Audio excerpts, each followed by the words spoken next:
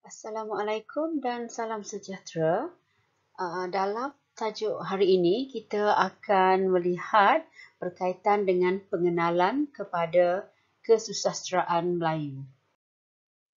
Baiklah, yang pertama sekali, kita nak melihat dulu apakah yang dimaksudkan dengan sastra. Ya, perkataan sastra ini berasal daripada bahasa Sanskrit yang membawa maksud kitab suci. Dan kesusasteraan pula merupakan segala hasil sastra yang dinikmati dan disampaikan melalui tulisan mahupun lisan. Okey, sastra merupakan bidang seni kreatif yang menggunakan bahasa sebagai medium. Sastra juga bermula dari tradisi lisan dan berkembang mengikut peredaran masa. Sastra merupakan seni bercorak intelektual yang memberi kepuasan intelek dan estetik. Okey, jadi secara ringkasnya kita dapat merumuskan bahawa sastra dan kesusasteraan ini merujuk kepada segala hasil sastra yang dihasilkan oleh pengarang yang boleh dinikmati dan disampaikan secara lisan maupun secara tulisan. Maksudnya sebab kalau kita lihat sebentar lagi, tradisi lisan sebenarnya bermula lebih awal daripada tradisi tulisan. Dan dalam kedua-dua hasil-hasil sastra bercorak lisan ataupun tulisan merupakan medium bagi pengkarya ataupun pengarang untuk menyampaikan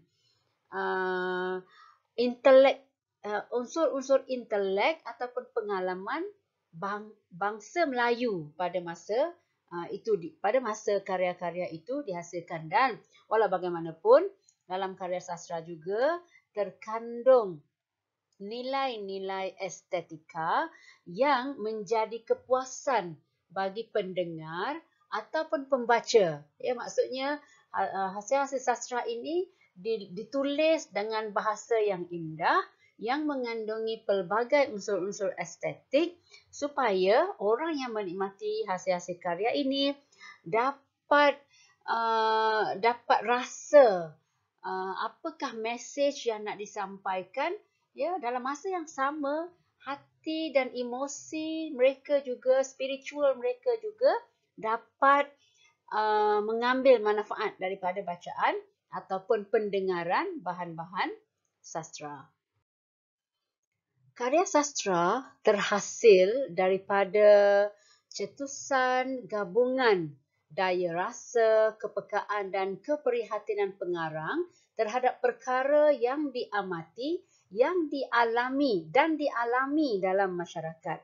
Contohnya, pengarang biasanya menggunakan pengamatan mereka terhadap alam sekitar ataupun terhadap pengalaman ataupun terhadap bacaan mereka, pengalaman mereka melawat ke sesuatu tempat ataupun menjadi saksi terhadap sesuatu kejadian misalnya, itu yang menjadikan idea asal kepada pengarang untuk mengarang. Maksudnya dia mesti bermula daripada sesuatu yang dia amati ataupun yang dia alami. Sama ada dalam masyarakat ataupun kemungkinan juga pengarang itu tidak mempunyai pengalaman langsung, tetapi merupakan pengalaman orang-orang yang terdekat, ataupun pengarang boleh juga mendapat idea daripada bacaannya terhadap bahan-bahan bacaan yang lain ataupun menonton filem-filem ataupun apa saja program yang ada. Maksudnya tak semestinya dia tu segala hasil yang ditulis tu mesti berasal daripada idea dia sendiri, pengalaman dia sendiri. Kemungkinan banyak pun saya rasa pengalaman itu tak ada pun, cuma dia melihat pengalaman orang lain. Okey, dan hasil-hasil sastra ini mencerminkan gagasan dan daya fikir pengarang. Maksudnya, Ya, pengarang ni dia menulis atau menghasilkan sesebuah karya, sebenarnya dia nak menyampaikan message. Dia nak menyampaikan apa yang tersirat dalam fikiran dia, dalam minda dia tu dia nak sampaikan kepada masyarakat, ya, dengan cara dia menulis ataupun menghasilkan karya sastra supaya perkara ataupun minda, apa yang ada dalam minda dia dapat dibaca dan difahami oleh masyarakat. Ya, ini kalau kita lihat, ya, kalau awak baca pengarang-pengarang tersohor lah, ya, yang ada di Malaysia ini, ya, sama ada yang telah pun meninggal, misalnya pengarang-pengarang besar ni seperti Usman Awang misalnya, seperti siapa lagi, Syahnun Ahmad, ya, seperti Hashim Awang, ataupun pengarang-pengarang yang lain, ya, apa nama ni, ya, awak boleh rujuk lah apa nama ni, sastrawan-sastrawan negara yang ada tu. Ya, sudah ada banyak sastrawan negara. Awak boleh lihat setiap orang mempunyai gagasan dan daya fikir yang tersendiri. Contohnya Usman Awang, dia tak sama cara menulisnya. Ya, dia ada cara dia yang tersendiri untuk menyampaikan idea dia. Dan kalau awak baca karya-karya Syahnun Ahmad, dia mempunyai gaya dia yang tersendiri sebenarnya. Cara penulisan dia yang tak sama, ya, untuk peminat-peminat ataupun pengikut-pengikut penggiat sastra, mereka tahu walaupun tidak ada nama yang ditulis pada sesebuah karya sastra itu, mereka boleh tahu bahawa oh, ini siapa yang telah menghasilkan, sebab mereka ada gaya ataupun cara menyampaikan gagasan dan daya fikir itu yang tersendiri. Okey, dan semua tidak ada satu yang betul atau tidak ada satu pun yang salah, sebab mereka mempunyai style mereka tersendiri, ya. Jadi semua itu adalah untuk memaparkan perutusan ataupun amanat ataupun idea mereka, ya. Mereka ada cara mereka yang tersendiri untuk menyampaikan idea atau amanat, dan boleh dikatakan segala idea ataupun daya fikir mereka itu merangkumi segala aktiviti manusia secara kreatif, ya. Bahan-bahan sastra, karya-karya sastra ini kalau tidak kreatif, dia jadi karya akademik, ya, yang berbeza. Yang kita cerita dekat sini adalah karya-karya sastra. Jadi bila karya sastra mesti mempunyai unsur-unsur kreatif. Baiklah, kesusastraan Melayu merujuk kepada hasil karya dan ciptaan seni yang terdapat dalam kalangan masyarakat Melayu. Namun, perkembangan masyarakat yang pesat hari ini telah mengubah dan menjarakkan hubungan sastra dengan kehidupan. Perubahan ini telah menyebabkan sastra menjadi satu bidang kegiatan yang khusus dan tersendiri. Sastra yang dahulunya menjadi hak milik bersama, kini telah berubah menjadi kegiatan yang berkaitan pernyataan diri dan hak cipta. Ya, maksudnya secara ringkaslah kita dapat katakan bahawa pada masa dahulu, yang sebelum itu kita perlu faham bahawa bila kita cakap tentang kesusastraan Melayu, maknanya kesusastraan yang terdapat, yang dihasilkan dalam kalangan masyarakat Melayu, ya. Seterusnya, disebabkan peredaran zaman, disebabkan kecanggihan teknologi dan sebagainya, sastra yang dulunya hak milik bersama, maksudnya kalau kita kaji sastra-sastra tradisional, tidak ada nama pengarang dalam sesebuah karya, sebab dikatakan itu adalah milik bersama. Kita tengok sekejap lagi, ya, hal itu. Tetapi sekarang tidak lagi. Sesebuah karya sastra itu ada tuan punyanya, ya, ada orang yang telah menghasilkannya. Okey. Jadi dan tambah lagi sekarang sastra telah pun dikomersialkan, ya, sebab orang menulis, orang menghasilkan karya-karya sastra seperti puisi, seperti lirik lagu misalnya, dan mereka menjadikan itu sebagai satu mata pencarian. Jadi maksudnya dia adalah kegiatan yang khusus dan tersendiri. Baik, kita lihat sedikit tentang sejarah sastra. Secara tradisionalnya, sastra ditulis khusus untuk raja dan berfungsi untuk mendaulatkan feudalisme. Okey, pada masa dahulu, ya, pada masa dahulu bukan semua orang boleh jadi penulis, bukan semua orang boleh jadi pengkarya untuk menghasilkan karya sastra. Ya, itu satu kajian yang lain lah kalau kita nak tengok dengan lebih mendalam, ya.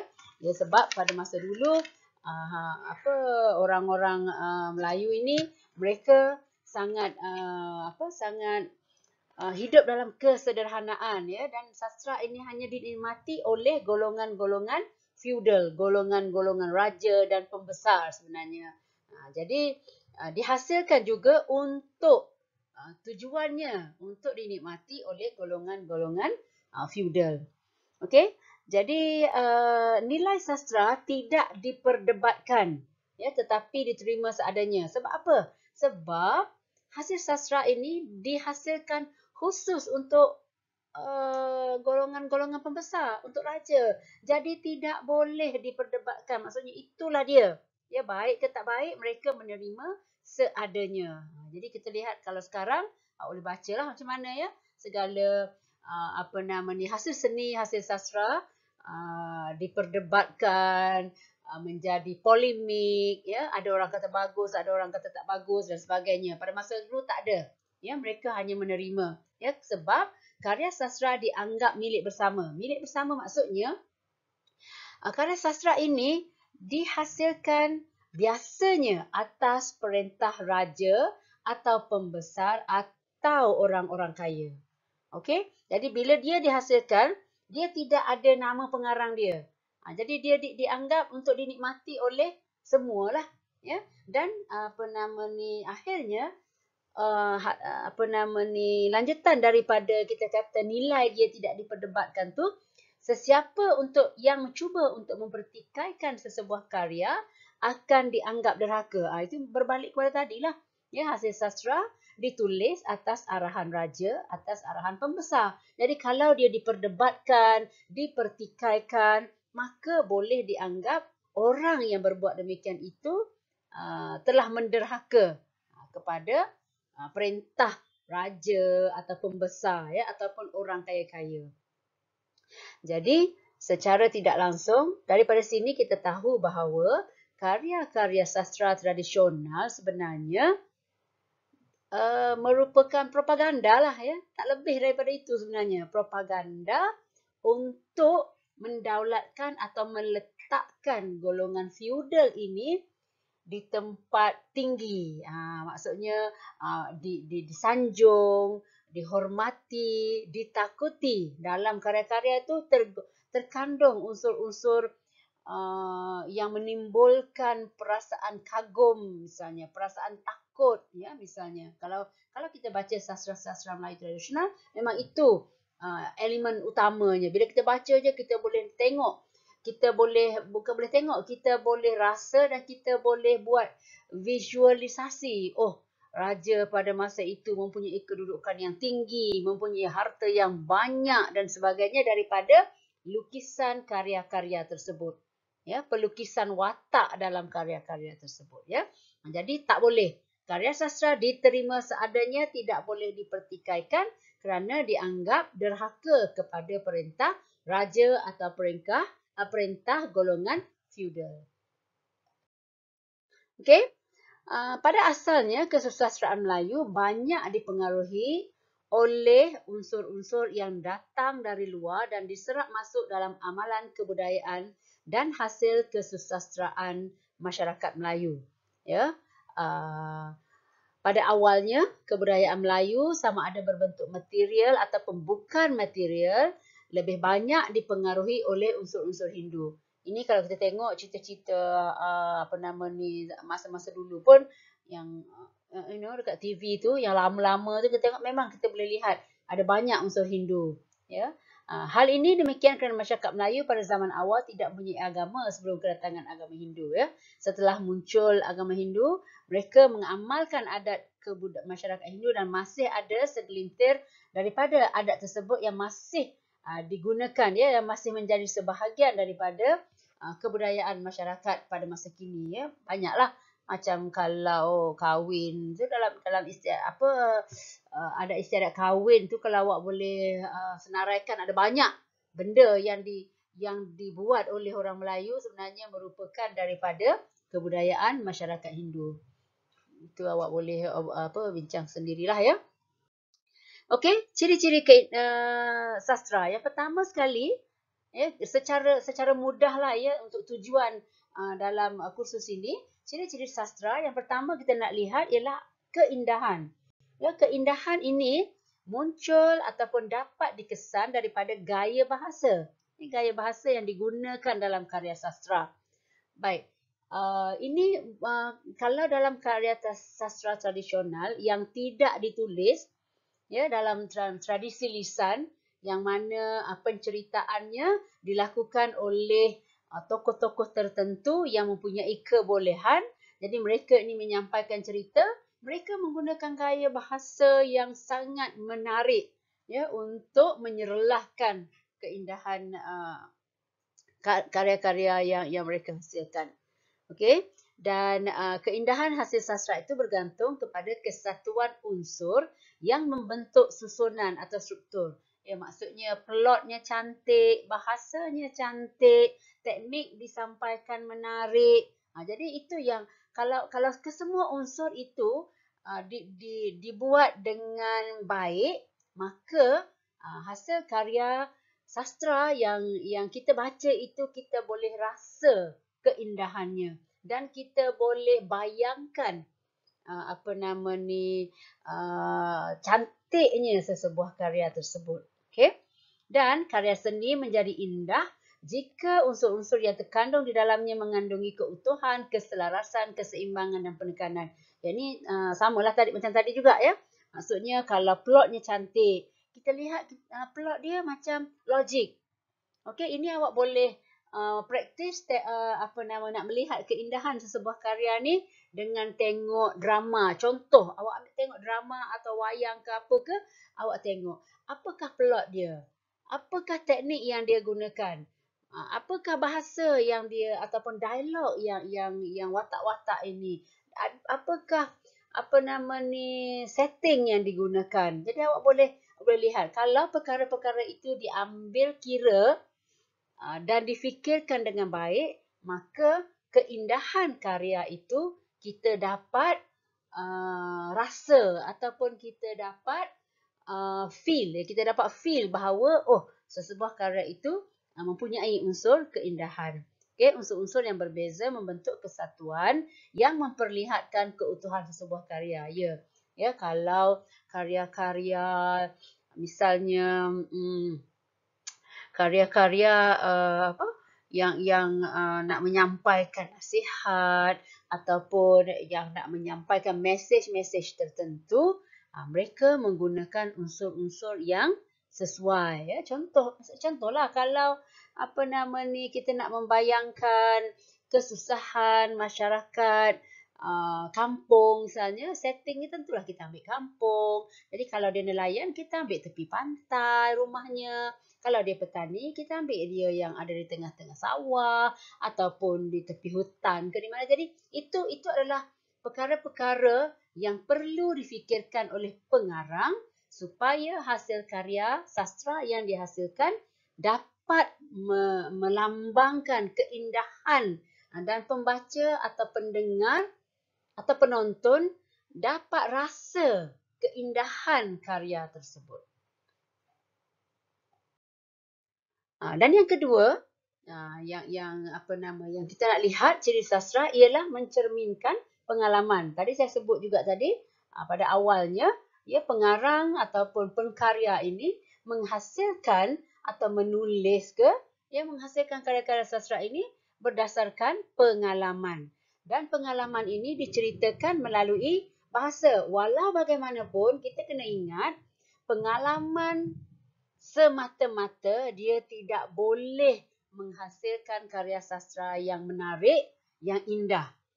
Jadi di sinilah daya cipta pengarang itu menggabungkan unsur-unsur imajinasi, unsur-unsur apa kita kata pemikiran dia, perasaan dia, dia dimasukkan sekali. Maksudnya bukannya 100% pengalaman dia.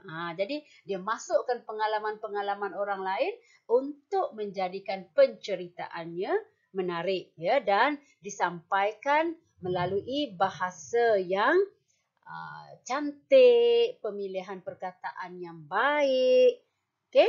Dan itulah dengan cara itulah apa nama ni hasil sastra itu dapat sampai kepada audience, ya, pembaca atau penonton atau pendengar ni dapat sampai, dan mereka audience ini dapat menghayati, ya, dapat merasakan apa sebenarnya mesej yang nak disampaikan oleh pengkarya tersebut.